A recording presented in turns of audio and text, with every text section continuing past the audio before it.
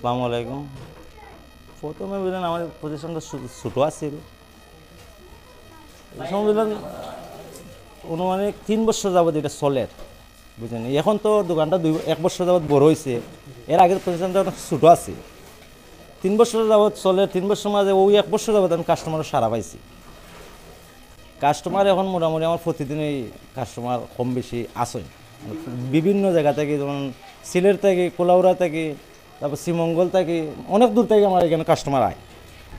মনোরমুখের দই চিরা মানে এখানেও আমাদের এখানে একটা নদী আছে মনোরমুখ, দুইটা নদী একত্র হয়েছে।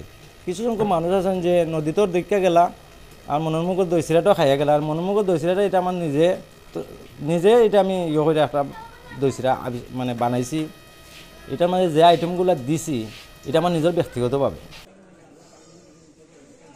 শনিবার সকাল